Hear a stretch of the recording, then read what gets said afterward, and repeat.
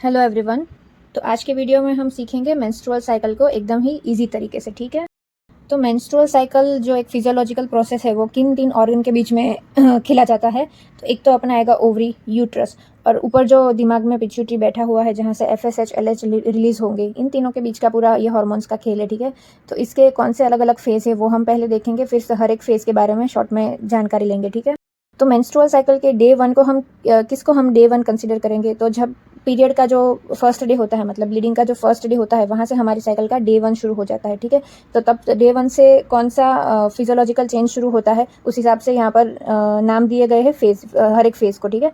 तो दो events parallel चलेगी यूट्रस और ओवरी में, ठीक है। तो यूट्रस में क्या होगा, डे 1 से उसको बोलेंगे हम proliferative phase up to ovulation, ठीक है। और उसी के साथ साथ ओवरी में जो चेंजेस होंगे उसको उस हिसाब से बोलेंगे follicular phase up to ovulation, ठीक है।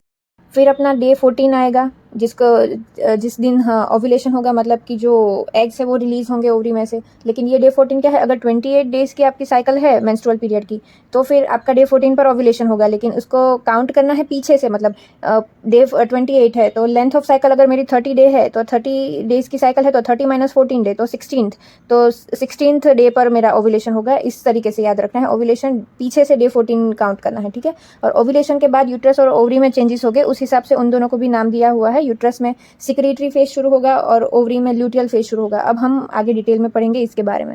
अभी आता है first half of cycle, proliferative phase in relation to uterus and follicular phase in relation to ovary, ठीक है। तो इन दोनों को नाम कैसे दिए हैं। तो फॉलिकुलर फेज क्या है कि अपने पिट्यूटरी में से फॉलिकुलर स्टिमुलेटिंग हार्मोन जो अपना FSH है वो रिलीज होगा, और उसके इफेक्ट के कारण ओवरी में जो है वो फॉलिकल्स ग्रो करना स्टार्ट हो जाएगी इस टाइम के ड्यूरिंग।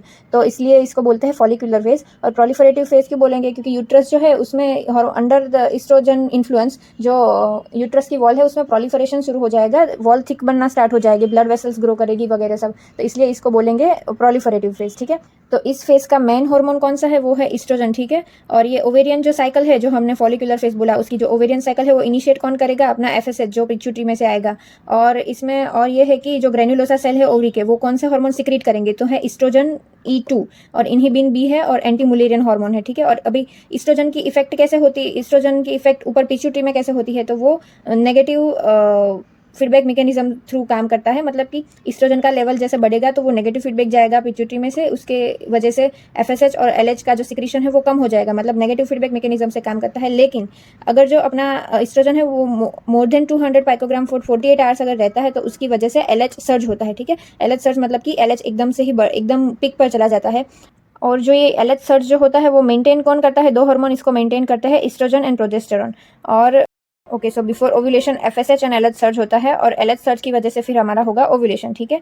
अभी LH कौन से कहाँ पर एक्ट करता है, तो LH acts on theca cell. Theca cell पर थिका सेल क्या प्रोड्यूस करता है, एंड्रोजन। तो अभी एंड्रोजन का क्या होगा कि एरोमेटेज जो एंजाइम है उसके थ्रू वो बनेगा एंड्रोजन में से इस्ट्रोजन E1 और E2। तो जो E1 कहाँ पर बनेगा, एडिपोज टिश्यू जो है हमारी बॉडी में, वहाँ पर एंड्रोजन का कन्वर्जन होगा E1 इस्ट्रोजन में, और ग्रेन्युलोसा सेल जो है ओवरी में, उनमें एंड्रोजन का कन्वर्जन होगा E2 में, ठीक है।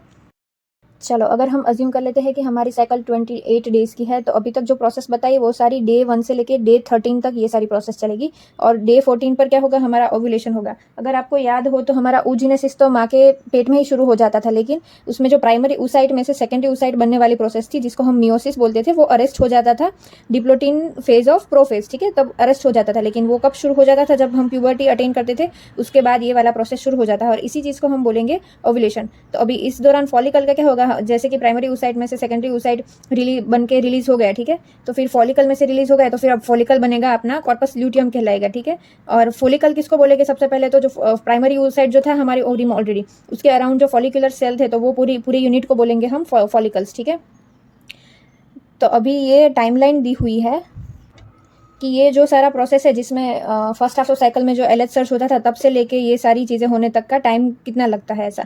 तो LH सर्ज जो होता है वहाँ से लेके ओव्यूलेशन तक का टाइम क्या है कि 32 to 36 आवर्स, और बेस्ट हम बोलेंगे बेस्ट ये है, लेकिन जो उसका स्पान है वो है 24 to 36 आवर्स, ठीक है। तो LH सर्ज होने के 32 to 36 आवर्स के बाद ओव्यूलेशन हो जाएगा। अभी LH पिक मतलब कि मैक्सिमम LH हार्मोन कब था, वहाँ से लेके ओव्यूलेशन तक कितना टाइम लगता है, तो वो लगता है 10 to 12 आवर्स, ठीक है। और इस्ट्रोजन पिक ईस्ट्रोजन पीक मतलब कि ईस्ट्रोजन मैक्सिमम था, वहाँ से लेके एलएच पीक मतलब एलएच मैक्सिमम था, वो टाइम कितना लगता है, तो है 12 to 24 आवर्स। और नीचे ये ग्राफ भी दिया हुआ है, ये अपना ईस्ट्रोजन बढ़ रहा है, ये अपना एलएच बढ़ रहा है, ठीक है। ये एलएच सर्च से लेके अपने ओव्यूलेशन तक, ये नंबर 1 ये टाइम लाइन थी 32 to 36 आवर्स, ठीक है। फिर एलएच पीक से ओव्यूलेशन, तो ये एलएच पीक यहाँ पर है और ओव्यूलेशन यहाँ पर है, तो ये एलएच पीक से ओव्यूलेशन का टाइम है जो था 10 to 12 आवर्स। फिर है ईस्ट्रोजन पीक से एलएच पीक, तो ये रहा अपना ईस्ट्रोजन पीक और ये रहा अपना एलएच पीक, तो वो टाइमिंग रहेगा अपना 12 to 24 आवर्स, ठीक है।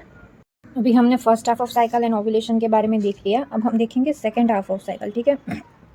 तो इसके क्या नाम है, यूट्रस में होगा अपना सिक्रीटरी फेज और ओवरी में होगा अपना ल्यूटियल फेज, ठीक है। और ये ल्यूटियल फेज जो है इसका फिक्स है कि ये 14 डेज तो रहता ही है।